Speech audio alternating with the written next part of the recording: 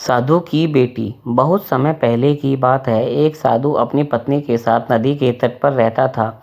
उन दोनों की कोई संतान नहीं थी। उनकी बड़ी इच्छा थी कि कम से कम एक संतान उनके यहाँ जरूर हो।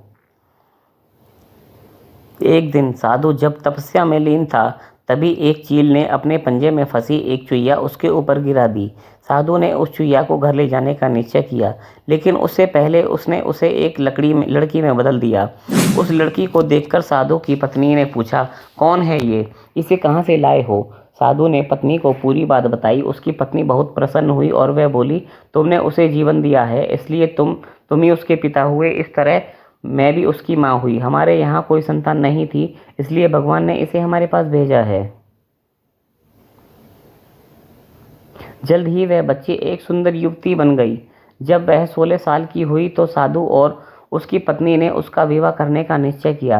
साधु ने सूर्य देवता का आह्वान किया।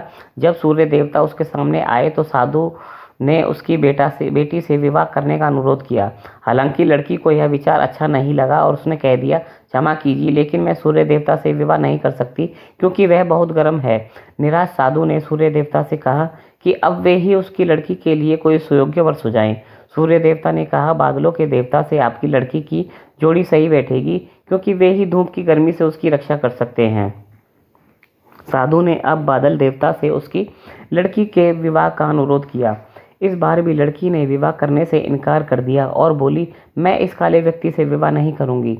इसके अलावा बादलों की गरज से मुझे डर भी लगता है। साधु फिर से उदास हो गया और उसने बादल देवता से अनुरोध किया कि वे ही कोई सुयोग्य वर सुझाएं।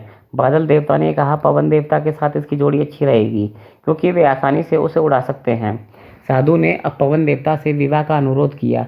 इस बार भी लड़की ने विवाह से इनकार कर दिया और बोली, मैं ऐसे अस्थिर व्यक्ति से विवाह नहीं कर सकती जो हर समय यहाँ वहाँ उड़ता रहता हो।